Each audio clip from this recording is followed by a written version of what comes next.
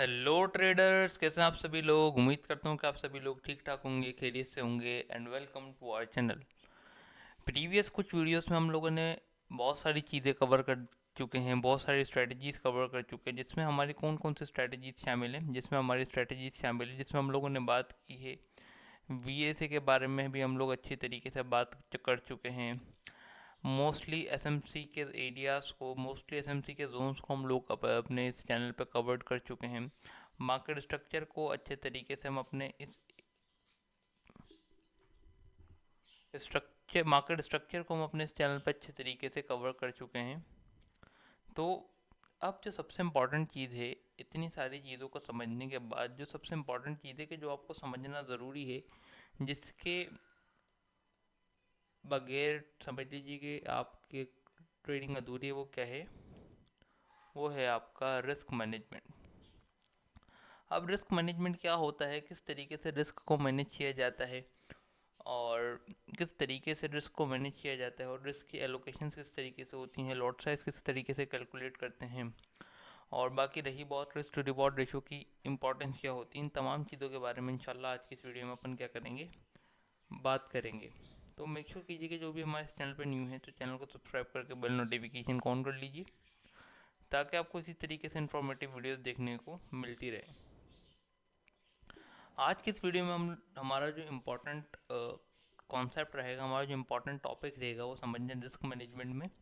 Basically risk management की ही कुछ दो टाइप्स होती हैं। ठीक है, रिस्क मैनेजमेंट की ही दो टाइप्स होती हैं।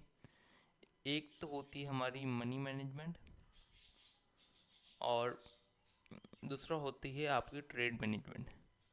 अगर ट्रेड मैनेजमेंट के ऊपर अगर आप लोगों को वीडियो चाहिए तो मेक श्योर कीजिए कि कमेंट्स में लिख दीजिए ट्रेड मैनेजमेंट, इंशाल्लाह फिर उसके ऊपर भी हम वीडियो बना देंगे। अब मनी मैनेजमेंट और रिस्क मैनेजमेंट को समझने से पहले आपको दो चीज़ें समझना ज़रूरी है। पहली चीज़ कि अपन लोग जो आज के इस वीडियो में समझेंगे वो क्या है, पहली चीज़ जो अपन लोग समझेंगे वो है आरपीटी। आरपीटी क्या होता है, इसकी क्या इम्पोर्टेंस है, और आरपीटी क्यों ज़रूरी है। ठीक है। सेकंड चीज़ अपन लोग समझेंगे लॉट साइज की कैलकुलेशन, कि किस तरीके से लॉट साइज को कैलकुलेट किया जाता है, क्या फार्मूला होता है। ठीक है। और जो इम्पोर्टेंट चीज़ है, जो अपन का जो सबसे लास्ट टॉपिक है, वो क्या है? Risk to reward ratio, RRR। ठीक है, ये तीन चीज़ों के बारे में बेसिकली अपन लोग आज की इस वीडियो में क्या करने वाले हैं, आज की इस वीडियो में समझने वाले हैं। सबसे पहली बात अगर देखा जाए तो आरपीटी। आरपीटी किसे कहते हैं?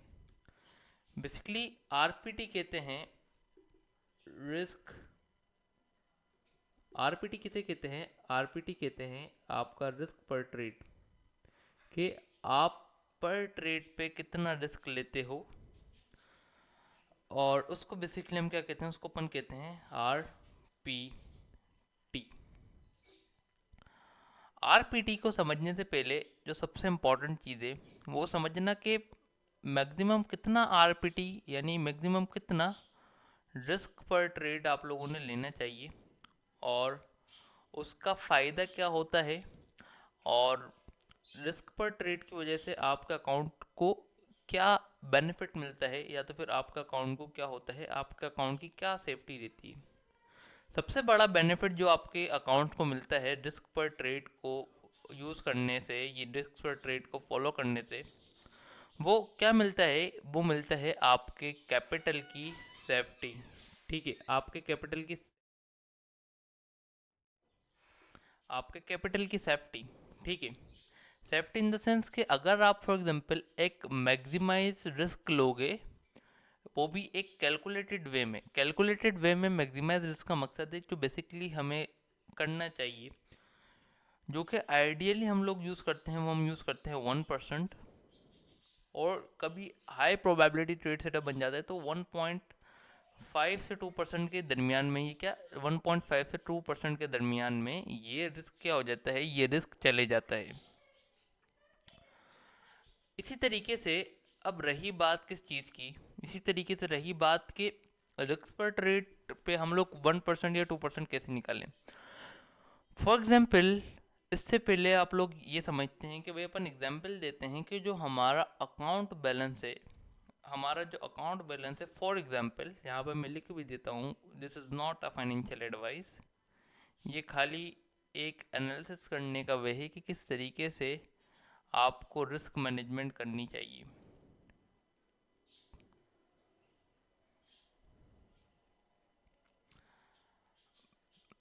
अब फॉर एग्जाम्पल आपके पास क्या है, आपके पास आपका अकाउंट समझ लीजिए कितने का है, आपका अकाउंट है 1000 USD का, ठीक है। अब आप लोग कहें कि यार सर ने हमें बताया कि जो हमारा मैक्सिमम आरपीटी होना चाहिए वो होना चाहिए कितना, जो हमारा मैक्सिमम आरपीटी होना चाहिए वो होना चाहिए, अगर डेली बेसिस के ऊपर जो हम लोग आरपीटी यूज़ करते हैं वो तो हमारा जाहिर सी बात है 1% रहेगा, 1% से ऊपर नहीं जाना। अगर आपका $1000 का अकाउंट है, अगर आपके स्मॉल अकाउंट्स हैं जैसे कि, अगर बिगर अकाउंट्स हैं ना तो आप 1% से ऊपर कभी भी नहीं जाएं। बेसिकली आप अपने उस 1% के रिस्क को क्या करें, 1% ही आपका रिस्क है अगर आपके बड़े अकाउंट हैं, ठीक है। 1% से ऊपर नहीं जाए, कोशिश करें कि 1% से नीचे रह के ही काम करें, ठीक है।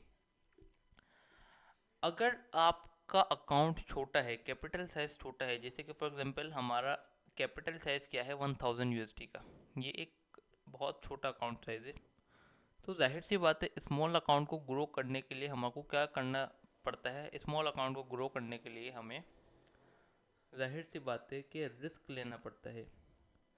अब ऐसा नहीं कि अंधाधुंध किसी अपनी ट्रेड में भाई हम लोग लगा दें 20%, 30%, 50%, नहीं, ये बहुत ही घटिया अप्रोच होती है। अब इन स्मॉल अकाउंट्स के लिए भी जो हमारा आरपीटी रहना चाहिए ना, वो कितना रहना चाहिए, मैक्सिमम 2 to 3%, ठीक है, इससे ज़्यादा नहीं जा सकते। अगर इससे ज़्यादा अपन जाएंगे तो अपन के अकाउंट के ऊपर क्या होगा, अपन के अकाउंट के ऊपर डैमेज बहुत ज़्यादा पड़ेगा, और अगर डैमेज पड़ेगा तो जाहिर सी बात है हमारा अकाउंट ड्रॉप होगा, और अकाउंट अगर ड्रॉप होगा तो हमें क्या होगा, हमें होगा लॉस। इससे ऊपर हमारे क्या करने नहीं जाना। कोशिश कीजिए कि 2-3% का ये जो आपका रिस्क की वैल्यू है, इससे नीचे रह के ही काम करिए। आप 1% के ऊपर काम करिए, आप 0.5% के ऊपर काम करिए, ठीक है। ये होता है रिस्क पर ट्रेड, आरबीटी। अब रिस्क पर ट्रेड को निकालने से पहले आपको लॉट साइज कैलकुलेशन, सबसे पहले रिस्क पर ट्रेड किस तरीके से निकालते हैं, रिस्क पर ट्रेड बेसिकली निकालते हैं कि फॉर एग्जांपल आपका अकाउंट है कितने का, 1000 USD का आपका अकाउंट है, ठीक है। अब जो आपका 1000 का यानी 1% होगा, 2% होगा, कितना होगा वो 1000 USD की अगर बात करें तो 1% इसका होता है कितना, $10, ठीक है, 10 USD। और इसी तरीके से इसका 2% कितना होता है, 20 USD, ठीक है। और 3% कितना होता है, 30 USD। इससे ऊपर नहीं जाएं। अब अगर इससे ऊपर आप जाते हैं ऑन स्मॉल अकाउंट्स तो आपके अंदर क्या, आपके अंदर एज अ ग्रीड का फैक्टर चालू हो जाएगा। अगर आप क्या कहते हैं, आपकी पोजीशन अगर लॉस में जाएगी तो आप लॉस भी कट नहीं कर पाएंगे। तो मैक्सिमम जो कंजर्वेटिव अप्रोच रहनी चाहिए 1 to 2% ऑन स्मॉल अकाउंट्स, और बिगर बिगर अकाउंट्स के लिए ओनली 1% या मिनिमाइज देन 1%। आप 0.1% कर लीजिए या फिर आप 0.5% कर लीजिए, ठीक है। जितना, एक बात आपने हमेशा याद रखनी है, एक बात आपने हमेशा याद रखनी है, this is the long term game, ठीक है। ये लॉन्ग टर्म बिजनेस है, इसको लॉन्ग टर्म अप्रोच की तरह लेके चलेंगे तो फ़ायदा होगा। जल्दबाजी में आके जाहिर सी बात है आपका ही नुकसान है। अब फॉर एग्जांपल हमारे को पता लग गया कि भाई हमारा रिस्क पर ट्रेड क्या है। फॉर एग्जांपल अब मेरे यहाँ पे जो अकाउंट साइज है 1000 USD का, अब मुझे पता लग गया भाई इस अकाउंट साइज के हिसाब से मैं 2% रिस्क ले सकता हूँ या 1% रिस्क ले सकता हूँ। अब ये जो अकाउंट साइज है, अगर बात की जाए इसकी लिमिट की, तो मेरे पास कितनी लिमिट है पर डे के हिसाब से, मैं पर ट्रेड और प्लस पर डे को एक साथ जाहिर सी बातें मैं लेके काम करूँगा।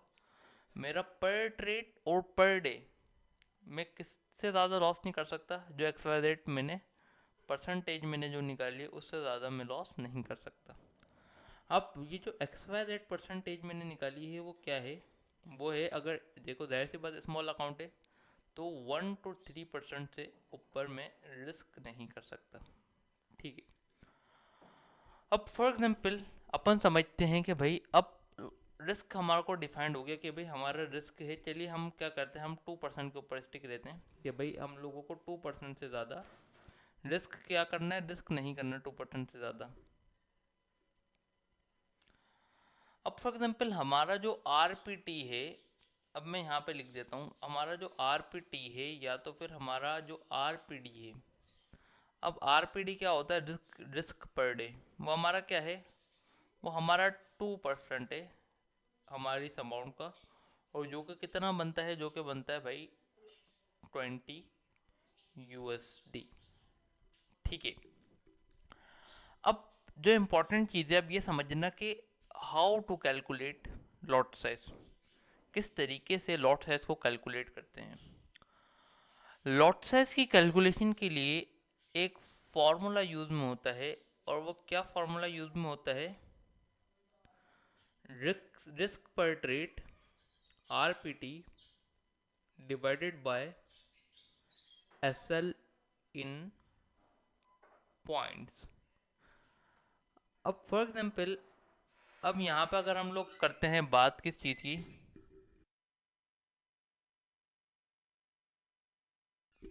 अब यहाँ पे अगर हम लोग बात करते हैं किस चीज़ की भाई, अब एसएल इन पॉइंट्स क्या है। एसएल इन पॉइंट्स को समझने से पहले आपको समझना पड़ेगा, किसको आपको समझना पड़ेगा, पिप्स को, कि भाई पिप्स क्या होते हैं और पिप्स किसे कहते हैं और पिप्स की कैलकुलेशंस क्या होती है। ठीक है। पिप्स कहते हैं बेसिकली किसे, पॉइंट इन परसेंटेज। ठीक है। अब एक पिप्स में कितने पॉइंट्स होते हैं, एक पिप में हमारे होते हैं 10 points. 1 pips is equals to 10 points, और इसी तरीके से 100 pips is equals to 1000 points, 1000 pips is equals to 10,000 points. ठीक है, ये बात आपने यहाँ पे ध्यान में रख ली। अब लॉट साइज की कैलकुलेशन निकालने से पहले हमें एक चीज़ यहाँ पे समझनी है। अब वो चीज़ क्या है कि भाई मेरा जो आरपीटी है वो है 20 USD। ठीक है। अब अगर मैं इसको डिवाइड करता हूँ कि भाई पोजीशन मार्केट की क्या चल रही थी, ये चल रही थी, यहाँ से मेरी क्या बनी, यहाँ से मेरी ट्रेड बनी, मैंने यहाँ पे क्या की, यहाँ पे मैंने एग्जीक्यूट,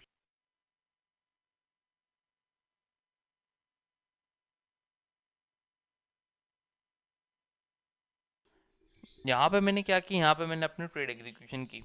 अब जब मैंने एग्जीक्यूशन की ना यहाँ पे इन एरियाज पे, जो मेरा यहाँ से एसएल बन रहा था वो मेरा बन रहा था कितने का, एसएल मेरा बन रहा था यहाँ से 10 पिप्स का। ठीक है। अब अगर मैं बात करता हूँ कि ये जो मेरा 10 पिप्स का स्टॉप लॉस है, तो इसमें 10 पिप्स में कितने पॉइंट होंगे, 10 पिप्स में अगर मैं बता रहा हूँ कि 1 पिप्स में है 10 पॉइंट्स, तो 10 पिप्स में कितने होंगे, 10 × 10 कर लीजिए, 100 पॉइंट्स। ठीक है। 100 पॉइंट्स का हमारा क्या है, स्टॉप लॉस है। यहाँ पे मैं लिख देता हूँ क्या, यहाँ पे मैं लिख देता हूँ 100 पॉइंट्स।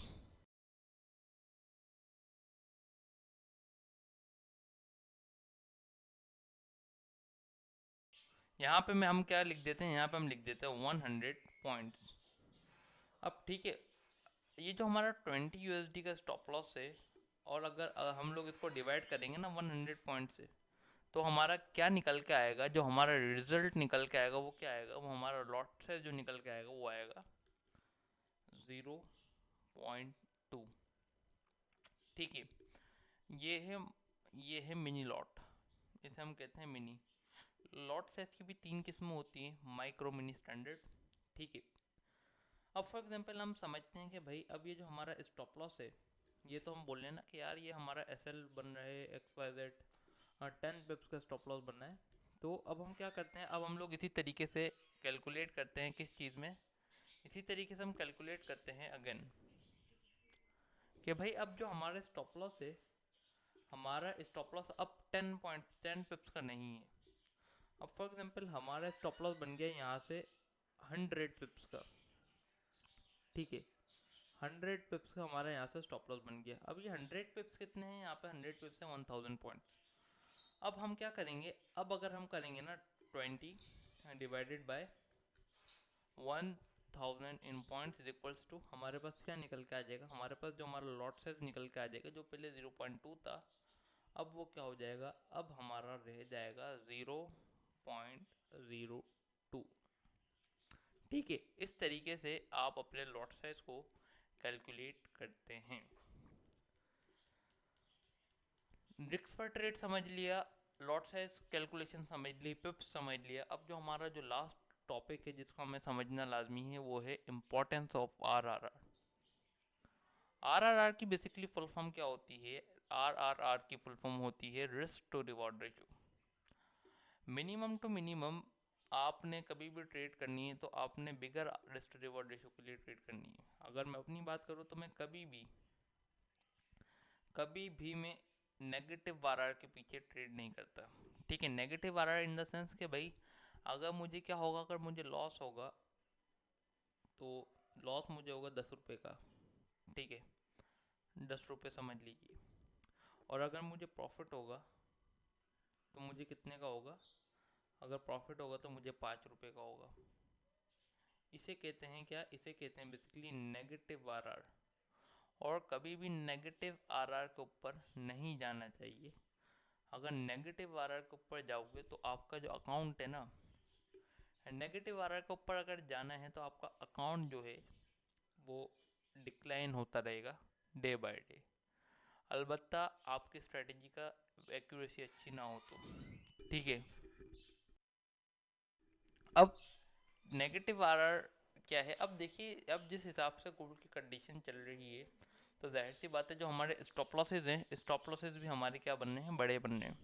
बट जब एसएल हमारे बड़े बन रहे हैं तो जाहिर सी बात है ट्रेड लेना तो नहीं छोड़ सकते ना। अब अगर हमारे स्टॉप लॉसेज बड़े बन रहे हैं तो स्टॉप लॉसेज के चक्कर में क्या आप अपनी ट्रेड्स करना छोड़ देंगे? इसका जवाब है बिल्कुल भी नहीं। इसका जवाब है कि डेफिनेट स्टॉप लॉस लगाओ। हमारे सेटअप्स ही ऐसे बनते हैं डेफिनेट, जिसमें अच्छी रिस्क रिवॉर्ड तो होती है। अब जब स्टॉप लॉस बड़ा बनता है ना तो हमारी रिस्क रिवॉर्ड रेशियो कम हो जाती है, बट उसकी एक्यूरेसी भी जाहिर सी बात अच्छी होती है। रिस्क रिवॉर्ड रेशियो कम से मुराद जो रिस्क रिवॉर्ड रेशियो सेटअप हमारा देता है ना, 1:5, 1:6, तो वो क्या हो जाती है, वो हो जाती है 1:3, वो हो जाती है 1:2। ठीक है, ये भी बहुत अच्छे रिस्क रिवॉर्ड रेशियोज हैं। ठीक है, अब जब गोल्ड के स्प्रेड्स कम होते हैं, जब गोल्ड की क्या मूवमेंट कम होती है तो जाहिर सी बात है हमारे को क्या, हमारे को स्मॉल एस के साथ बड़े काफ़ी टारगेट मिलते हैं। अब जब गोल्ड की मूवमेंट हो रही है, एक एक मिनट की कैंडल्स में 100 दो 150 पिप्स की मूवमेंट वो कर रहा है, तो जाहिर सी बात है तो जब भी हमें कंजर्वेटिव अप्रोच के साथ वर्क करना चाहिए। 1:1 मिनिमम रिस्क रिवॉर्ड आपने 1:2 रखना है मिनिमम। किसी भी ट्रेड में जाएं तो मिनिमम आरआर आपका क्या होना चाहिए, 1:2। 1:2 से मुराद अगर आपका लॉस हो तो 1 रुपये का हो, और अगर प्रॉफिट हो तो 2 रुपये का हो। ठीक है, इस तरीके से अगर 50-50 का मैंडेट भी रहेगा ना तो आप एक अच्छे खासे प्रॉफिट में होंगे। तो दोस्तों आज तक के लिए इतना ही, मिलते हैं नेक्स्ट वीडियो में, तब तक के लिए अल्लाह हाफिज़।